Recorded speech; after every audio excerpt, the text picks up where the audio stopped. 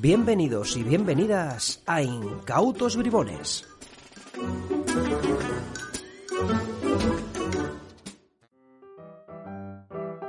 Cuando Fraxon regresó a España, muy pocos, yo diría que casi nadie, sabían quién era. Había sido el mago español de mayor proyección internacional, sin duda, pero regresó a un país que tenía escaso interés por sus artistas en el exterior y un déficit de información. Ya era muy mayor, estaba retirado, casi nadie le había visto actuar. Su recepción fue más bien íntima. En primer lugar, cautivó por su modo de ser, por su carácter. Poco después, cuando se le fue conociendo más a fondo por sus conocimientos y su gran experiencia. Y al fin empezaron a llegar noticias, retazos de su vida, de su legado. Era el tipo de mago que todo el mundo hubiera querido ser, pero su pasado se mantuvo en gran parte en la bruma. Por eso es tan necesario un libro sobre él, una visión completa de su figura y de su magia excepcional. Bienvenidos y bienvenidas a Incautos Bribones, el podcast de Páginas.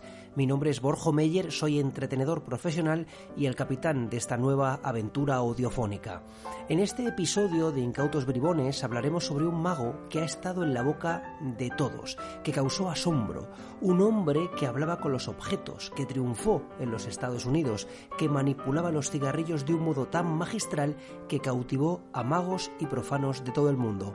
Nos referimos a José Fraxon, así que, si os parece, comenzamos.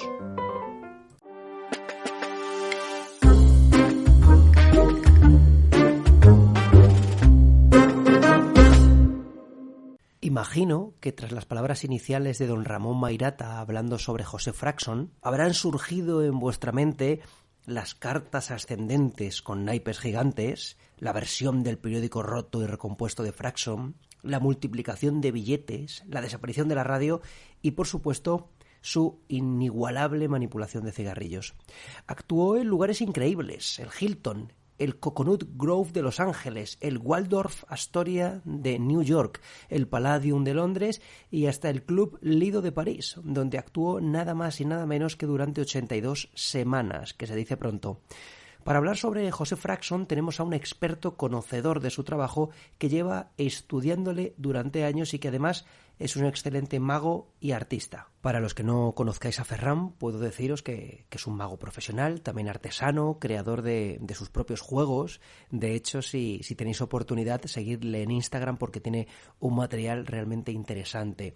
Es escritor, traductor de varios libros mágicos y sinceramente un experto en la figura del mago que tenemos hoy entre manos. Si os parece, comenzamos con la primera pregunta. Ferran, ¿qué te llamó la atención de José Fraxon? Y bueno, ¿por qué estudiar su obra? Lo que más me llamó de Fraxon fueron dos cosas, ¿vale? Pero antes tendría que decir que a mí Fraxon siempre ha sido un mago que me ha sido familiar, no ha sido un mago que de pronto pues hayas descubierto de golpe y tal, sino que siempre ha estado presente desde mis inicios, porque yo aunque tenía libros de magia, cajas de magia y tal, me inicié con el curso por fascículos de Juan Tamariz y semana a semana iba aprendiendo magia. Y en esos fascículos hay unos cuadernillos de historia de la magia. Y en esos cuadernillos de historia de la magia aparecía siempre Fraxon. Pues aparecía la foto, sale una foto con una radio en las manos, decían que era capaz de lanzarla al aire y desaparecer, el nombre de los cigarrillos. Entonces siempre me ha sido familiar el tema de Fraxon, siempre me ha sonado en la mente. Luego, pues con el tiempo, pues con los amigos siempre he ido hablando sobre él, tal, y pues bueno, descubrí que tampoco había no había prácticamente nada de información suyo, salvo La Jaula y algunas entrevistas y poco más. Entonces, ¿qué es lo que hizo que me llamara la atención? Pues yo recuerdo que fue cuando terminamos el libro de 13 de Alberto de Figueiredo, lo terminamos de escribir, editar y todo eso, y mi vida se quedó vacía y dije, ¿qué voy a hacer con mi vida? Entonces pensé, ¿escribo un libro sobre mi magia? Y digo, bueno, quizás un poco atrevido escribir sobre mi magia, pero a pesar de ello me puse a escribirlo pero me rodaba en mente escribir algo, buscar hacer una investigación sobre otra persona y no sabía sobre qué le iba a hacer. Y una noche en casa, viendo vídeos de magia antiguos, me gusta ver la magia antigua, de pronto paro y me abro un vídeo nuevo y veo de un señor no muy grande, de unos 50 y tantos años, con el pelo hacia atrás, pequeñito, muy simpático, se le ve una bondad especial, un carisma especial, una espiritualidad especial, y empieza a hacer magia con cigarrillos y yo me quedo prendado, me quedo alucinado y me di cuenta que es Fraxon, el Fraxon que tanto había oído hablar y que no había tenido nunca acceso a nada suyo. Pero nada de nada, porque yo cuando, ya digo, cuando me inicié oía Fraxon, jamás había visto nada suyo. Entonces veo hacer esa rutina de cigarrillos maravillosa, asombrosa, a pesar de estar mayor. Mm, la veo una y otra vez, me sigue engañando, me sigue ilusionando, no entiendo muy bien ciertas partes, cómo salen, de dónde salen esos cigarrillos. Y me quedo tan asombrado que digo, habría que intentar escribir algo sobre Fraxon o investigar. Entonces, eso es la primera impresión. La segunda fue que fue al poco, fue todo muy seguido. Yo estaba organizando con Natalie Machado un congreso de magia aquí en Murcia y para ese primer congreso queríamos invitar a Ramón Mairata. Y hablé con Ramón, le llamé por teléfono para ofrecérselo y después de ofrecerle todo el tema y tal, que se mostró como siempre encantadísimo a participar, recuerdo que él me dijo, bueno, estoy aquí sentado en una terraza viendo el acueducto, tomándome una cervecita y, y entonces le preguntó sobre Fraxon y él me dio la segunda cosa, la segunda clave para mostrar el interés y ya enamorarme del proyecto que me dijo Ramón, hombre. Dije, ¿conoces algo sobre Fraxon donde puedo investigar? Entonces me dijo, hombre, Fraxon, el mago que intentó retirarse 3 veces y nunca pudo. Y ya eso, y la historia, y luego la explicación, consiguió captar totalmente mi atención y ya quise estudiar su vida. Quise aprender su magia al principio, pero terminé aprendiendo su vida para poder contar no solamente su vida, sino también su magia. Por eso, esas son las dos cosas que más me llaman la atención. Y sí, hay que estudiar a Fraxon. Yo creo que debería ser, de hecho, obligatorio estudiar porque él es un genio de la magia. Él consigue consigue una cosa que no sabía cómo definirlo, no se debería llamarle el nombre exacto, pero él es una persona que se adelanta al espectador. Eso es maravilloso. Es algo que siempre he tratado de poner yo en mis juegos. Él piensa y sabe lo que va a pensar el espectador, y cuando sabes lo que va a pensar el espectador, puedes desarmarles muy fácilmente, porque solamente hay que mostrarle que no se hace el efecto como ellos piensan, y eso resalza más el efecto, ¿no? Entonces, en el caso de los cigarrillos, pues sabe que piensa que lo están en la mano y constantemente está mostrando las manos, tal, y carga en momentos determinados, etcétera. Entonces, tiene esa capacidad de adivinar lo que va a pensar el espectador, lo que quiere ver, lo que quiere saber, y luego resalta esas partes para hacerlo, para aumentar la parte mágica, ¿no? Con lo cual, Fraxon en todos los sentidos es un gran artista y hay que estudiar todos sus aspectos, ¿vale? Qué maravilla la presencia de Ramón Mairata como revulsivo que de alguna manera pone a Ferran en el camino de ese estudio de la figura de José Fraxon. Y también qué interesante, ¿no? Que tenía Fraxon esa capacidad de ponerse en el lugar del espectador para adelantarse a lo que éste estaba pensando. Quizás fue por eso por lo que tuvo tanto éxito a nivel internacional, y esa es la siguiente pregunta, ¿no? El por qué tuvo tanto éxito. Porque, claro, llegó a trabajar en sitios impresionantes en Estados Unidos, como hemos mencionado, y con contratos muy largos. ¿Por qué tuvo Fraxon tanto éxito? Es muy buena pregunta porque efectivamente Fraxon tuvo un grandísimo éxito. Fue un artista que en el momento que aparte de que él sale de España y fue contratado en París, en el Teatro Olimpia, uno de los mejores teatros de París de ese momento, ya despega su carrera. Luego hace una gira por Sudamérica, está en Argentina, en Brasil, y está varios años. Luego vuelve por España y vuelve a girar por Europa con gran éxito. Y finalmente, pues otra vez gira por Estados Unidos. Y ya cuando vuelve a Estados Unidos, antes de que empezara la guerra, Fraxon ya era una persona, era millonaria, había ganado muchísimo dinero y podía retirarse perfectamente. Pero a pesar de eso, no terminó ahí su andadura, continuó viajando, luego se volvió a Estados Unidos cuando empezó la guerra, consiguió escaparse de la Guerra Civil Española y también de la Guerra Europea, que lo hubieran anulado como artista seguramente, como a todos los artistas de ese momento, pero él logra escaparse, viaja a Estados Unidos y en Estados Unidos también tiene un grandísimo éxito, se convierte en ciudadano americano y es llamado constantemente. Él sus giras él vivía en Los Ángeles, primero en Nueva York, luego se mudó a Los Ángeles y de ahí giraba por todos Estados Unidos, también estuvo en Cuba actuando, por Canadá e incluso también llegó a estar en el Japón y en la India. Y por supuesto luego también volvió por Europa. O sea que tuvo un grandísimo éxito, es verdad.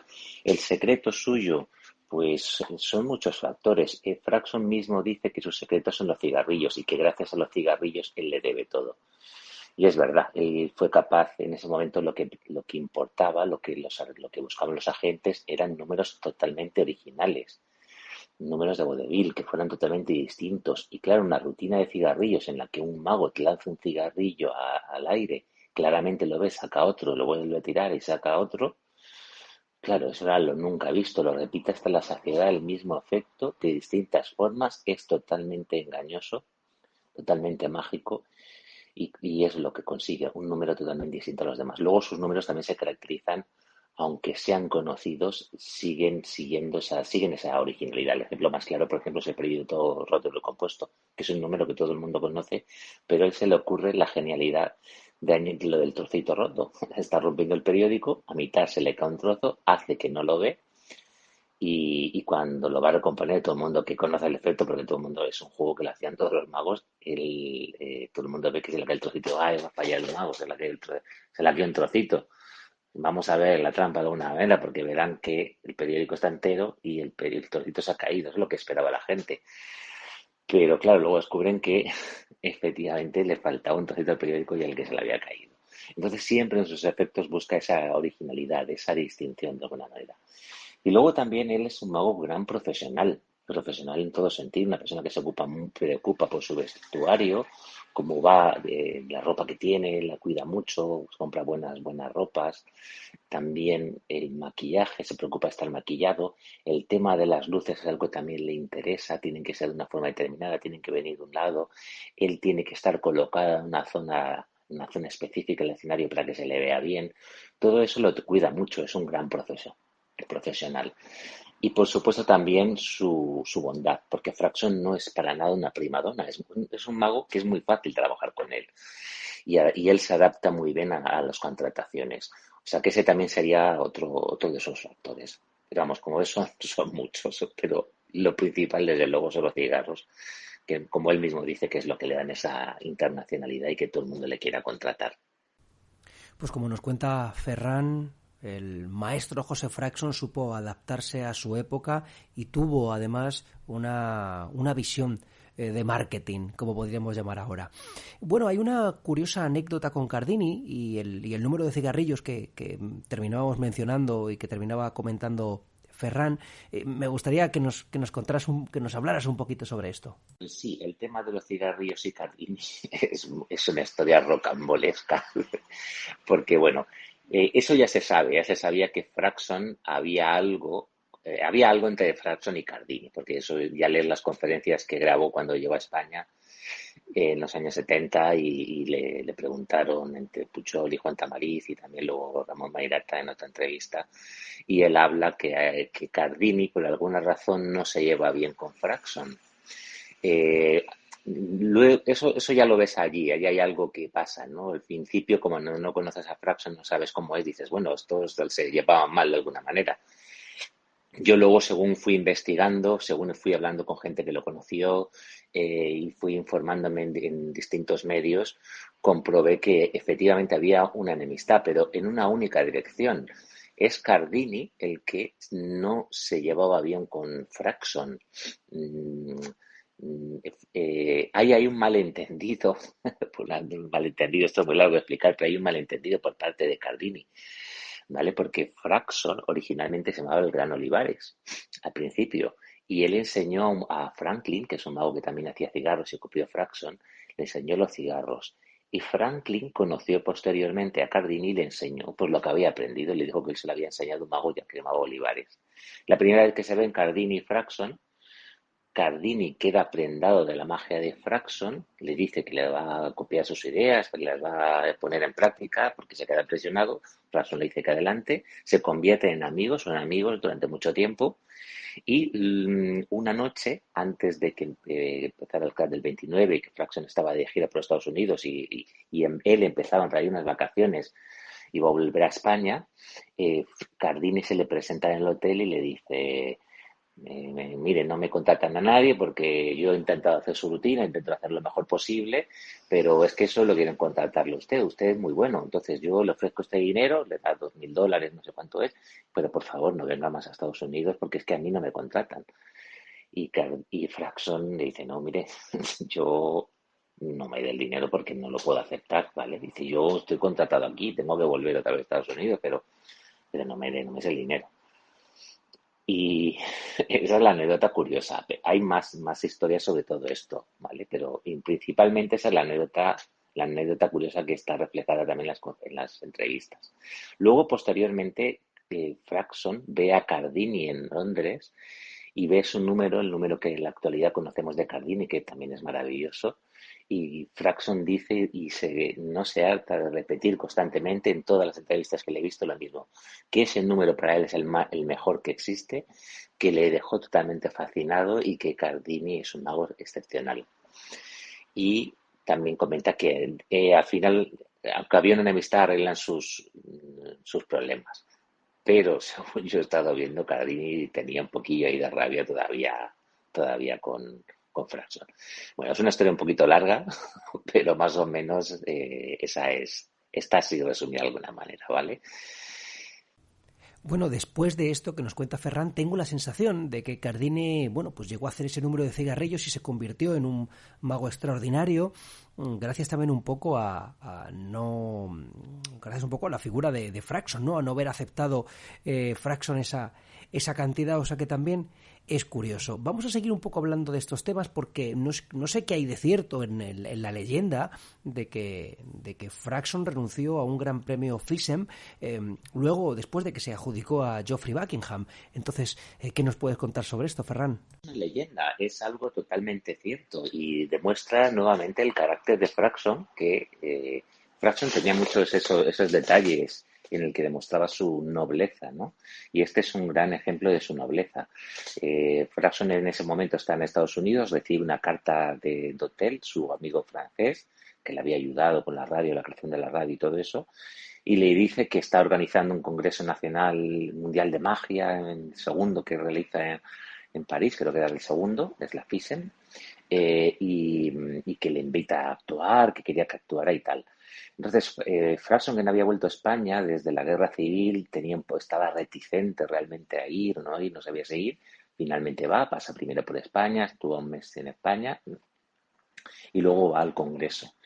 Entonces, ahí presenta la sal, hace la famosa sal, que bueno, no se sabe exactamente cómo la hace, pero originalmente Fraxon trabaja esa idea. Y ahí es cuando, por cierto, también se la muestra a Fred Capps, y Fred Capps la aprende y la hace a su manera, la hace suya, ¿vale? Es un número que Fraxon no podía hacer porque decía que llenaba la sala, él estaba en el Lido, en sitios así, que había bailarinas y la sal pues quedaba en el suelo y las bailarinas no podían bailar, así que esto no me interesa y deja de hacer ese número, ¿vale?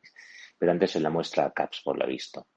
Entonces, él hace su actuación, hace la jaula, hace todos sus juegos más destacados, debería tener ese momento en la punta de los dedos, o sea, hace unos números maravillosos y que el comité queda tan maravillado que el doctor Dotel le aparta a un lado un día en el Congreso y le dice, a ver, Fraxon, nos ha gustado mucho lo que has hecho, así que vamos a darte el gran premio, el gran prix, el premio extraordinario, va a ser para ti. Y Fraxon le mira así a ese hombre y dice, no, a mí no me deis este número. Yo no quiero ese número, no este premio. Yo no quiero que me deis este premio. Yo no me hace falta. Esto puede sonar un poco a lo mejor falsamente arrogante, que no le hacía falta, pero Fraxon lo dice de corazón, le dice, yo no me hace falta, yo ya soy mayor, yo no necesito este tipo de premios. Dárselo a alguien joven que con ese premio le pueda servir en su carrera. Alguien que en este momento el premio pueda ayudarle a triunfar, conseguir nuevos contratos. Y es lo que dice, y no lo acepto. Entonces, de hecho, Fraxon mismo dice que se lo puedan dar a Jeffrey Buckingham por el número de bola, que por cierto es un número también muy bonito. Y así ocurre. Dotel un poco jodido, finalmente le dice, bueno, tal, y se lo dan a Buckingham. ¿Vale? Esto, como todo lo de Fraxon, son cosas que pasan, él no dice nada, pero se sabe porque queda reflejado en las actas de la FISEM. Premio otorgado a Fraxon, que rehúsa o rechaza aceptarlo y se entrega a Buckingham.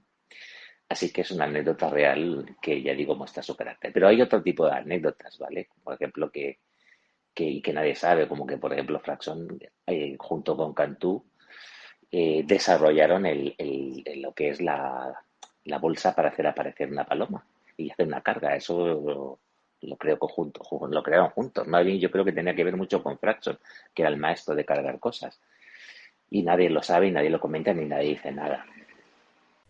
Bueno, queda solucionado este tema, pasa de leyenda a pura y absoluta realidad que se puede comprobar, porque como dice Ferran, está todo esto documentado. Y ahora un tema que para mí es muy relevante y es, bueno, ¿de qué manera la magia de escenario ha cambiado desde la época de Fraxon? Bueno, principalmente, ¿qué ha cambiado, qué se ha perdido o qué hemos ganado por el camino? De la magia de escenario con Fraxon, pues eso es una gran pregunta. Daría para un podcast entero, porque claro, son muchos factores. En la época de Fraxon, Fraxon trabaja en la época del vodevil. Época del vodevil tenías que hacer algo original que fuera también, tratar de fuera también muy estrambótico, muy raro, porque un señor que cogiera cigarro y le desapareciera en esa época era impensable. Hay que pensar que, hay que recordar que en esa época no había internet, no podías ver vídeos de gente hacer cosas raras, entonces la gente buscaba eso, la excelencia, que se marcaran, se diferenciaran de los demás, ¿vale? Hoy en día, pues, no sé si se buscará eso, pero sí que es verdad que hay muchos números que son muy parecidos, se busca a lo mejor una fórmula que triunfa y luego se trata de repetir, pero en este caso no, era totalmente distinto lo que había que hacer. Hay muchos magos que son distintos. Por ejemplo, Mr. Electronic, fíjate que él sacaba bombillas y aparecían bombillas por todos los lados, luego una bombilla gigante. Todo eso es una originalidad extrema, ¿no? Por ejemplo, Héctor Mancha ahora para hacer eso, hacía su número con los billetes, eso también son números muy originales. Lo de las bolas de Muñoz también son darle un toque distinto a algo que ya existe y convertirlo en algo nuevo. Entonces, eso es lo que se ha perdido de alguna manera, porque todos los artistas sí que es verdad que buscaban esa originalidad, aunque siempre había gente que trataba de copiar, pero sabían que quien quería hacer algo y quería triunfar era buscar esa distinción. Entonces, a lo mejor se sigue manteniendo, porque siguen habiendo muchos artistas que son originales y buscan la diferencia, pero parece que se ha perdido eso tratando de buscar una estandarización, ¿de acuerdo? Es lo que más o menos yo creo que de manera muy resumida se podría decir. Efectivamente, Ferran, a lo mejor sí que, como bien dices, al fin y al cabo nos hemos acomodado de alguna forma y hemos perdido un poco ese ansia de la originalidad.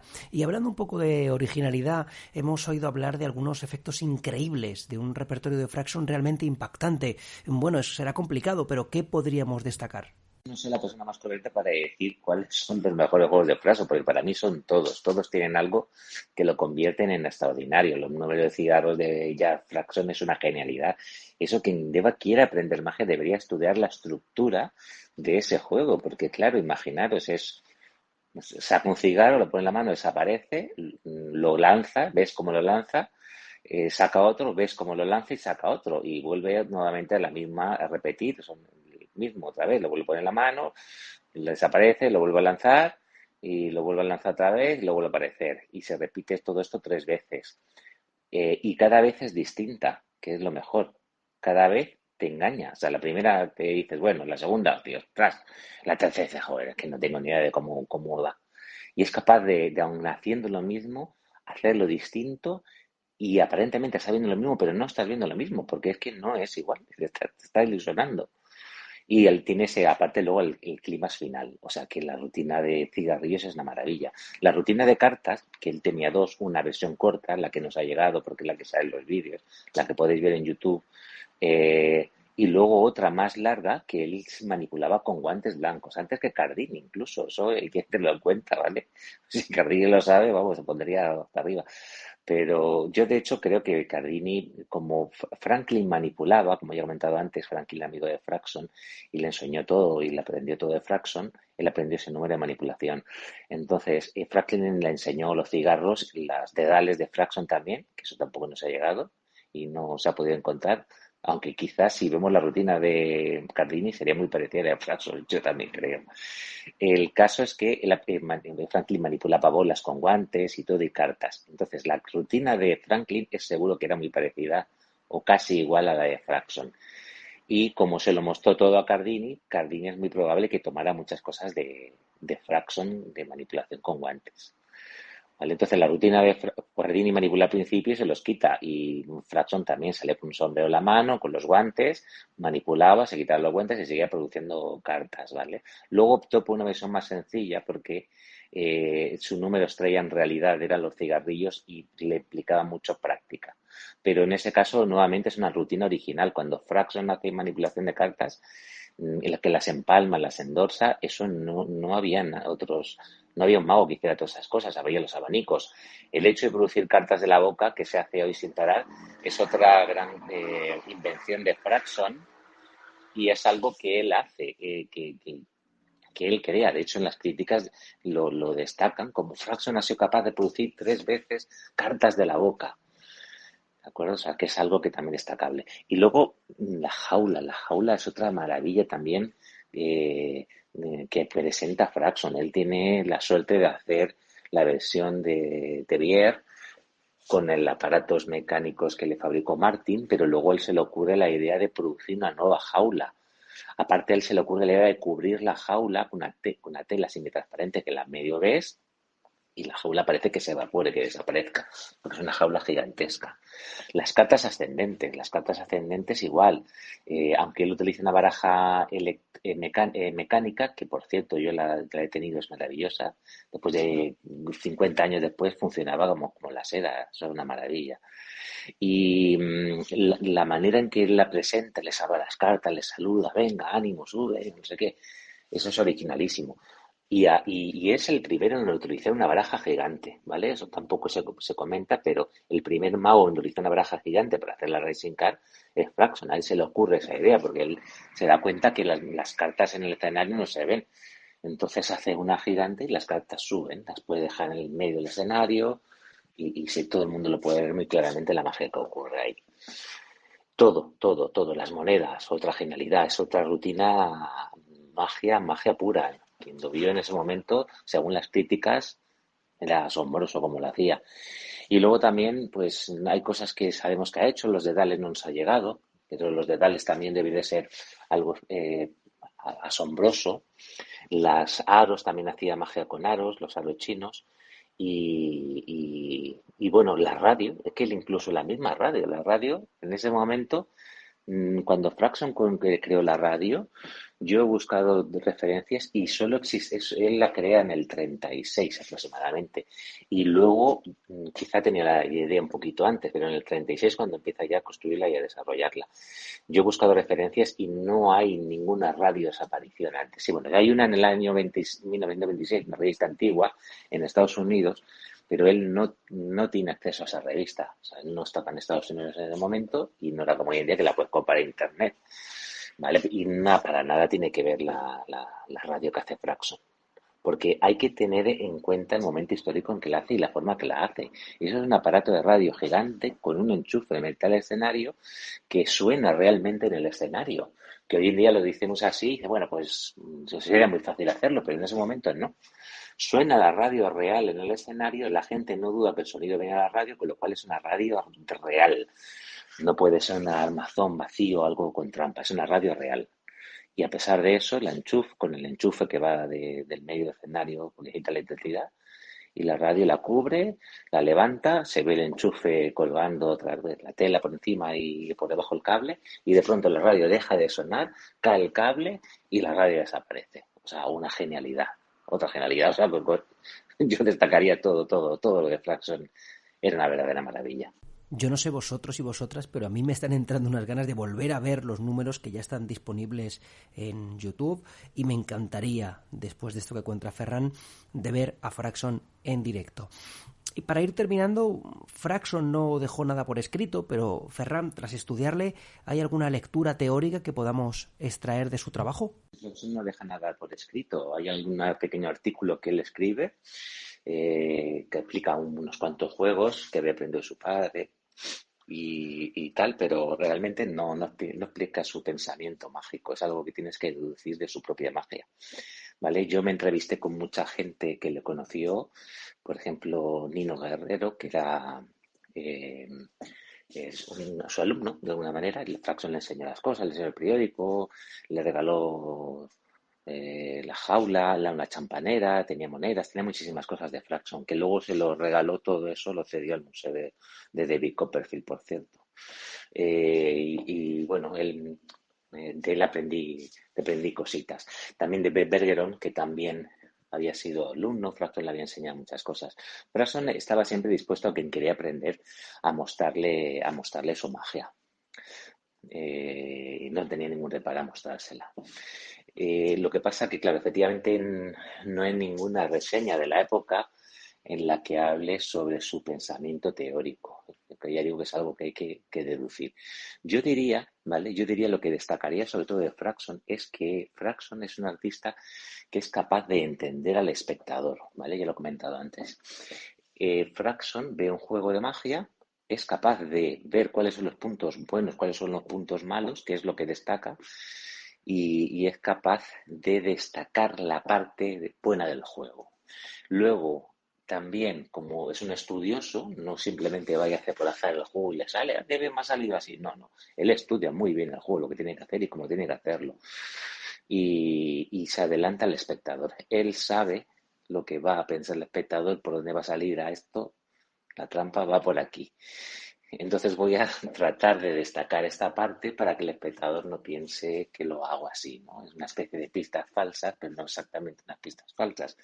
Pero sí esa idea de que voy a pensar como las soluciones que va a tener el espectador y se las desarmo. Más o menos solía hacer esto Fraxon. De hecho, una de las cosas muy graciosas que utilizaba, él imaginaba a un espectador que le hacía una pregunta. Cuando hace el juego de los billetes, por ejemplo, es el ejemplo más claro, pero lo hacía muy a menudo con otros juegos.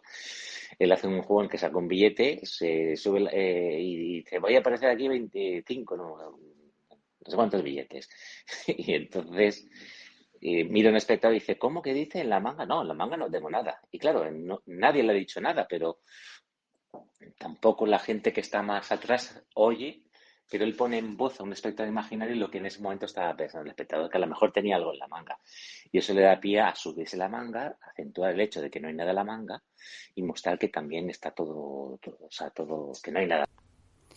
Muchísimas gracias, Ferran. Creo que ya podemos decir que hasta aquí este episodio de Incautos Bribones, el podcast de Páginas. De nuevo, gracias a Ramón Mairata por esa introducción espectacular sobre Fraxon. Muchas gracias a Ferran Rizo por todo su trabajo y por haberlo desgranado y haber respondido a estas preguntas tan bien. Ha sido de verdad un auténtico placer. Nos entran ganas ya de ponernos, no sé si a manipular cigarrillos, pero desde luego a conocer, a estudiar y a indagar en la figura de José Fraxon. Así que, amigos y amigas, bribones y bribonas, toca manipular cigarrillos, así que cento machento.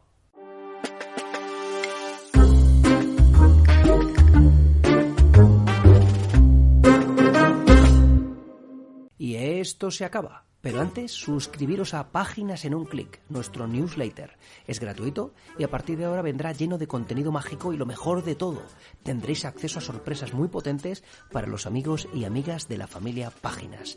En una semana volvemos con un nuevo episodio de Incautos Bribones.